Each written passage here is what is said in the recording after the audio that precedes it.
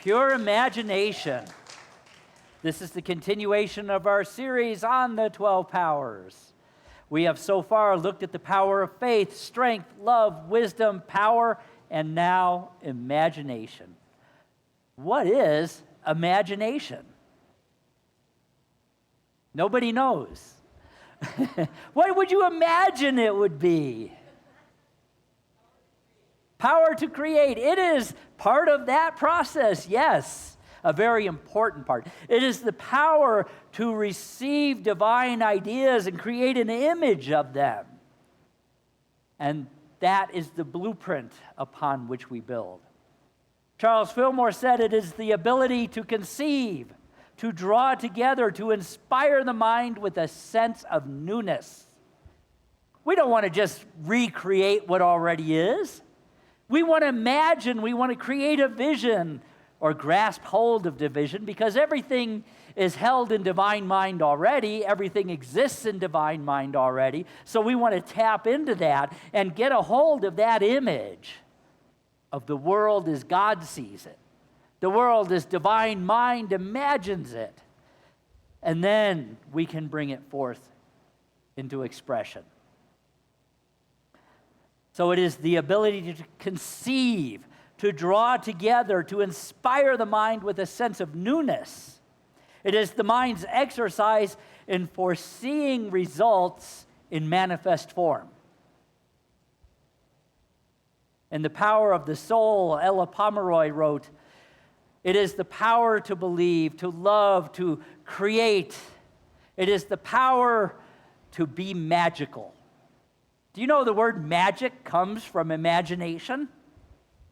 That is the process of using it, of bringing it into expression. So what are we imagining? That's an important question because what we imagine is what we are going to create. When you look around at the world around you, and you see all of these messages and all of this input from the world around you, what image are you creating of what is and what can be?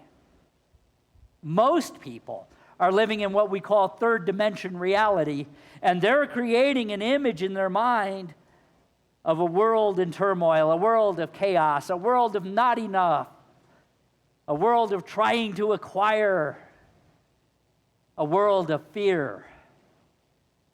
But when we tune into divine mind, when we open ourselves up to the world of possibility, we create images of abundance, images of peace, images of love, images of possibility. That's important. Images of possibility. What do we perceive? The worst or the best? Do we perceive that people around us are for us or against us? You know, those are the two big polarities in the world that we see. There are many, many people who look at the world and they see a world of threats, a world where it's competition and people are against us. Or there are those who look around the world and see a world where everyone is for everyone else, where all is possible, where there's more than enough, where there really is nothing to fear. I love Winston Churchill's statement, the only thing we have to fear is what? Fear itself. Yes. So what do we perceive? What do we make the experiences in our lives mean? Because that is going to impact what we're able to conceive. What we conceive, what we imagine, is definitely going to achieve something, to create something. Everything you think creates something. So the important part of this power is be mindful of what we're thinking. Be mindful of what images we are holding in our minds, because that something in our mind is a reflection. It is a reflection of our own true beliefs, our own true nature, or not. We get to choose. Our true nature is the Christ nature, the higher self, the nature of what Jesus said when he said, "Do you not know that you are perfect? Be ye therefore perfect." That was not a commandment of like some parent going, "Be perfect or else," which is the way it's normally interpreted. That was Jesus' way of saying, you are created perfect. Be it. Step into your truth. Step into what you really are. I cheered for the Isotopes a lot last night, so my voice is a little hoarse. It did not do any good, by the way. But what do we perceive? Gary Simmons, in his book, The Eye of the Storm, says that, what if it's true that no one and no thing is against us? What if it's true that everything in the universe supports us and our growth and our highest expression? What if that were true? Well, the fact is, that is true. The universe supports us and our growth and our highest expression. But we don't always allow that support to be active in our lives. But how free would we be if we really believed that was the truth, if we really understood that was the absolute truth? The power of imagination is represented by the disciple Nathaniel Bartholomew. Bartholomew was one of the first of the 6 disciples chosen by Jesus, and he recognized him as a man of vision and imagination. He saw that this person sitting there was a person of vision, a visionary. And Nathaniel Bartholomew recognized something in the Christ. He recognized that Jesus was also a person of imagination. That this soul that embodied as Jesus, that it was expressing the Christ power, could imagine us the way we were created to be, could imagine the world the way it was created to be. Bartholomew was the first one to recognize that Jesus didn't think like everybody else. Visionaries don't think like everybody else. Everybody else thinks based on what they see in the world around them, based on the negative messages. The messages that say you're not enough, you can't do this, the world is against you, everything is against you, just try to get through it the best you can, and maybe you'll go to heaven when you're dead. Or not. Most likely not. But Jesus was different. Like all visionaries are different. Visionaries say, we are in the kingdom of heaven. It's right here, right now. Look around you. What do you see? Do you focus on the low vibration, the low frequency energy, or do you focus on what we call fourth dimensional energy, even fifth dimensional energy? The energy of what really is. You know, the color for imagination is light blue. And interestingly enough, the psychologist Dr. Robert Knapp, he came up with 12 different colors for the 12 powers.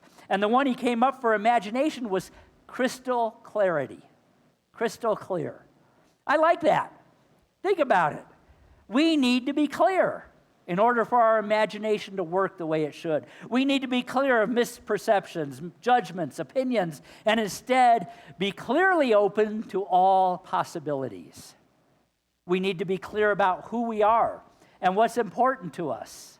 And we need to have a clear vision. Not a clear vision of what, I hope someday will be, but a clear vision of what is and what is going to manifest through us and what we are going to experience. And our vision may change. It may change depending on circumstances and opportunities presented. But it's important to have a vision of what you want to achieve, of who you really are, and of what actions you're willing to take to fulfill that vision. That's the important part. That's the way we create an image in our imagination of what is already in existence in divine mind and what we can create in our world, in our experience. We need to be specific, but we also need to be flexible And no, those are not mutually exclusive. Our visualizations, our imaginations have to have specificity. You don't have to know how to say the words. Specificity and flexibility. We have to be specific in what we want to have happen. We want to get into that vibration. We want to feel it. We want to be it. But then we have to be flexible to let something even better come out. You heard me say in the meditation, you heard me quote Richard Bach in the book Illusions. When the master, who is the great teacher in that book, says to his student, imagine the world is pure and perfect and whole and good, and then know one thing. He says, the is, that was his name for God, the is has imagined it quite a bit better than you have. So we have to be flexible to let that even better come through. We have to be specific and then let go and let God. Be specific and say in our prayers, this and something better. Why say or? How about and? I can create in my mind, in my imagination, wondrous things. And I know that there's even more wondrous things that I can't imagine yet. So I am flexible to those more wondrous things. And at the same time, we need to pay attention to the energy around our vision, our imaginings, because the universe responds to energy. There's a core teaching in physics, in quantum physics, in metaphysics, and yes, in unity. And it was a core teaching of Jesus. Everything is energy, and everything responds to energy. For instance, if I were to say, I believe that God is only good and everywhere present. Oh, that's a wonderful thing to say, isn't it? But then I complain when something doesn't go the way I think it should. Well, that complaining demonstrates what I really truly believe. That's the energy I'm really holding. It's the law of mind action. It works. One way or another, high vibration or low vibration, the law of mind action works. Thoughts and feelings held in mind do produce after their kind. You notice it doesn't say, what we say we believe produces after its kind. It's what we believe produces after its kind. What we believe about our lives and how we respond to what happens in our lives are the best demonstration of what we truly believe. Which brings us to our movie, Willy Wonka and the Chocolate Factory, the original one with Gene Wilder. Willy Wonka, for those of you who may not know, was this character that had created the most wondrous chocolate candy in the world. Different varieties, had a big factory. And yet, nobody ever saw him. He was kind of reclusive. And there's a story in a part of the movie that explains why. But at the beginning of the movie, the kids all come running out of their school, and then first place they go is the candy store. And they're all wanting to get some of the Willy Wonka's chocolate candy. And they ask the shop owner of the store how Willy Wonka comes up with all these incredible creations. And he explains that it's just because that's what Willy does. It's who he is. It's his passion. It's his vision. To make the world a better, sweeter place through the love he puts into his candy. If you can conceive it and believe it, you can achieve it. Willy Wonka knew this to be true. And so did the main character of the story, Charlie Bucket, the kid who has a dream. Now, he doesn't live a life right at the moment that really you would think would give him any hope for the future. His family is poor. They don't have much. His father has passed away. His mother is trying to take care of not only him, but his 4 grandparents, who have not been out of bed in 20 years because the world is a cold, dangerous place. There is no hope. But Willy Wonka announces that he's having a contest. And in this candy bar that he is releasing to the world, there are 5 of them that have a golden ticket inside the wrapper. And the 5 people who find those golden tickets will be invited into the factory to be given a tour by Willy Wonka himself and then given a lifetime supply of chocolate. It's a dream come true. And Charlie Bucket, that's the kid, Charlie Bucket, and I like that they chose the name Bucket because it's a receptacle, ready to receive the best the universe has to offer, even when it doesn't look like it's around him. He's open and receptive. Well, Charlie has this vision, this idea that life can be better, that they can be prosperous, that they can have a life of energy and vim and vitality. Even when his mother tries to spare him the disappointment by telling him, we don't have enough money to buy a lot of candy bars. There's 5 in the whole world. You're not going to find this golden ticket. But Charlie Bucket understood the words to the song that Diana sang. If you want to view paradise, simply look around and view it. Anything you want, you can do it. Want to change the world? There's nothing to it. Now, he was young. He didn't have the full vision yet. But Willy Wonka had it. He had done it. And Willy Wonka sings the song in the movie, and he says, "There is no life I know to compare with pure imagination. Living there, you'll be free. If you truly wish to be. If you want to view paradise, simply look around and view it." Kind of sounds like what Jesus said, the kingdom of God is among us. We're in it. Simply look around. If you want to see it, you will see it. Who knew that Willy Wonka was a spiritual master? I didn't know it the first time I saw this movie 30 years or 40 years ago, 71. Oh my God. Many years ago. But it's true, Willie was teaching the children and their parents what the masters have taught us through the ages. Paradise is all around us. Heaven and hell aren't out there somewhere. They're right here. They are the fruits of our own imagination, our own creation. And we can be in either one, right here, right now, based on whatever we believe to be true. There's another interesting line in that song. We'll be free if we truly wish to be. We'll be free if we truly wish to be. That's an interesting caveat. How many of us really want to be free? Oh, we say we do, but there's a challenge there. The challenge is recognizing that with freedom comes accountability.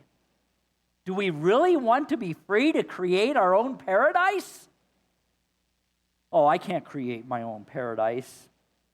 I'm just little old me. I can't do that. It's kind of like in Harry Potter last week. I'm just Harry. I'm not a wizard. I can't create paradise. You don't have to create it. You're in it. You just have to open your eyes and see it. Jesus came to teach us that the kingdom of God is right here, right now, not out there somewhere, just as Willie was teaching the children. Look around you. Paradise is all around us if we simply clean off our lenses, clear our vision, like we sang, I can see clearly now. Become willing to see possibilities. Heaven and hell is not out there, it's right here. It is our own creation based on our own powers of imagination and what we believe to be true. And it's interesting. I can be living in paradise, and the person right next to me can be living in hell because of what we choose to see. We'll be free if we truly wish to be. Now, if you remember from what I just said, or if you've seen the movie, Charlie Bucket's 4 grandparents had spent the last 20 years in bed, believing that the world was a scary place and the floor was cold. Until Willie got the ticket. He found the candy bar with the ticket at a moment when all hope was lost. Because according to the news media, all 5 tickets had been found. It turns out the 5th one was a fake. Somebody tried to cheat. And Charlie still had the faith to try one more time. One more time. And he brings this ticket home and shows it to his grandparents. And the grandpa jumps up and says, I never thought my life could be anything but catastrophic. And suddenly I begin to see a bit of good luck for me because I've got a golden ticket. It was Charlie that had it. But the grandfather had it. And he says, I've got a golden twinkle in my eye. I never had the chance to shine, never a happy song to sing, but suddenly half the world is mine. Well, good, at least he's willing to share it with Charlie. I've got a golden sun up in the sky. What happened? What happened is Charlie's vision, Charlie's energy, Charlie's willingness to hold an image of something better was infectious. And Grandpa caught sight of the vision. And all of a sudden, he could conceive and believe in a new world. And then he and Charlie went out and achieved it. The song says, anything you want to do you want it enough to change the world? There's nothing to it.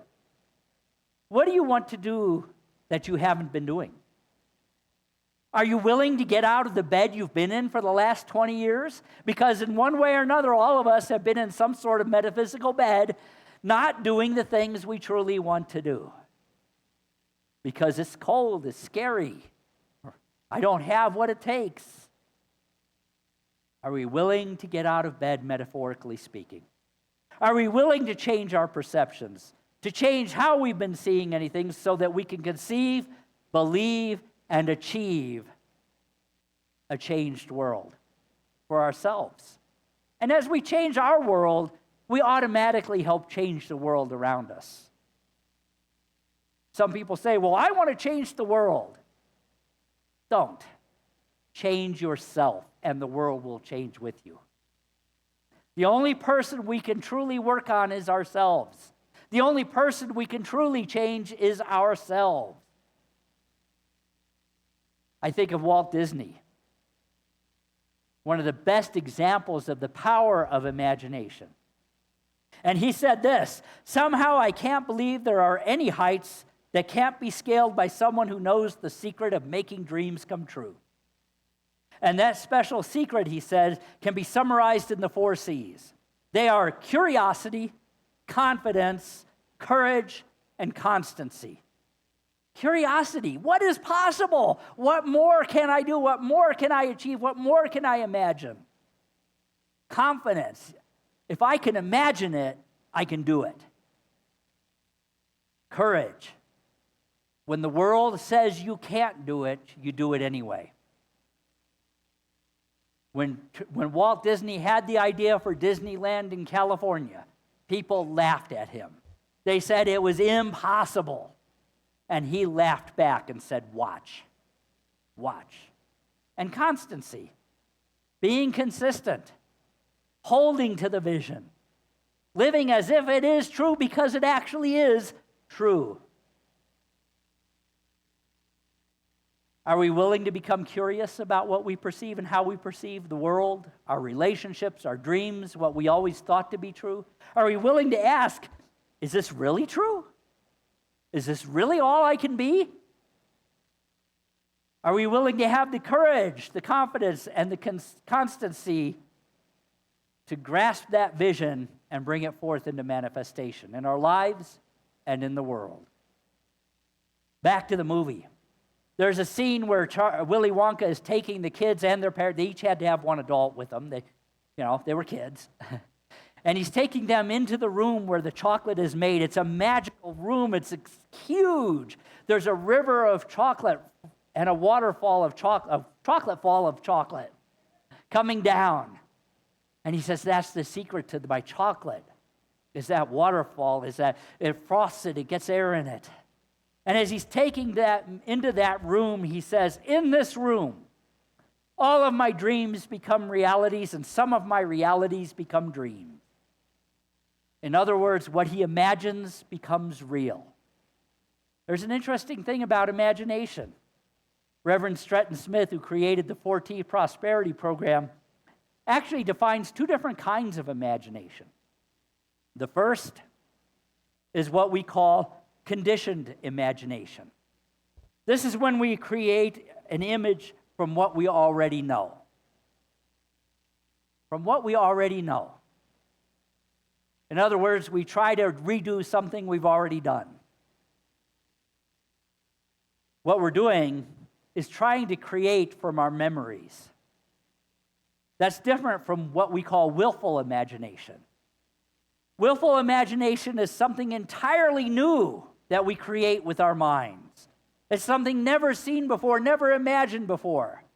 And if you've seen this movie, you can pretty much bet that Willie Wonka created from willful imagination because there was nothing normal or usual or tried or true in his chocolate factory. You met Reverend Gio at the beginning of service. What we are doing right here at Unity Spiritual Center, having an associate minister of adult education virtually that is going to coordinate and create and empower the continuation of the great educational movement inaugurated by Jesus, which is what the definition of unity is. That has never been done in our 130-some-odd year history of any Unity Center anywhere. Creating from willful imagination. Here's an interesting thing to remember, though. Worry is also part of our imagination. But when we worry, what are we doing? We're imagining the worst.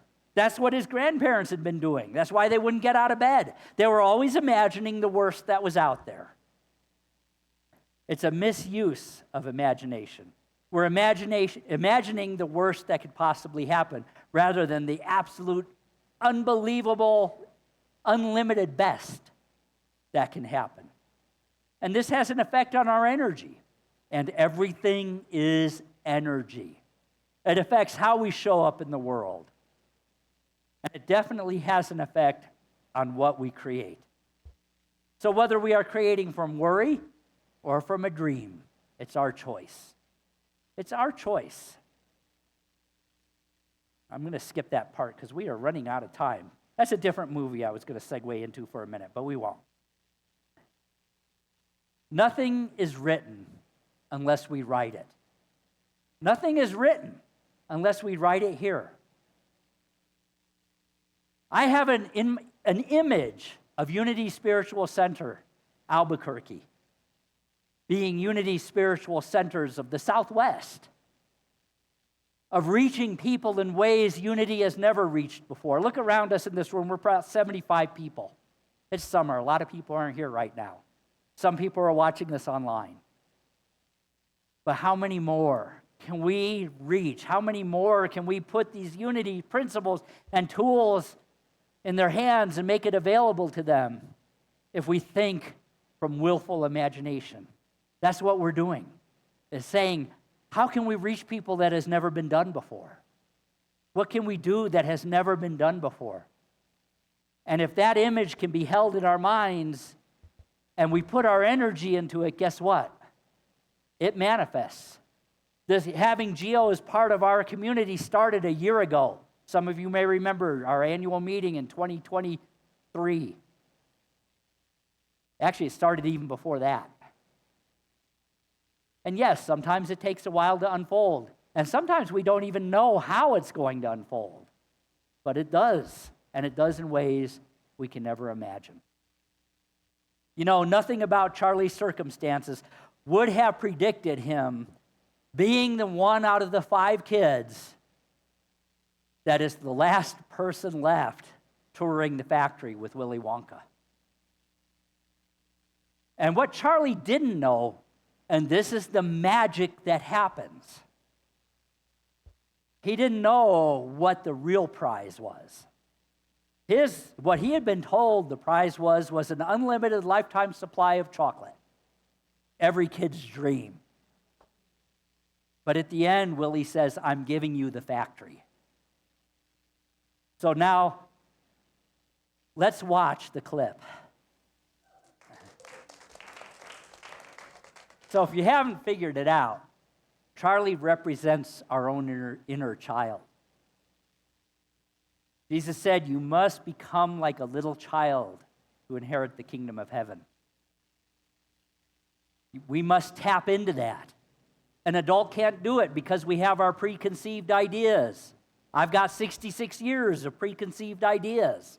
But I have my inner child, that inner infinite beingness that is open to all possibility, that is willing to let go of preconceived ideas, to not even be aware of preconceived ideas, to hold a vision of infinite possibility, just like Charlie Bucket.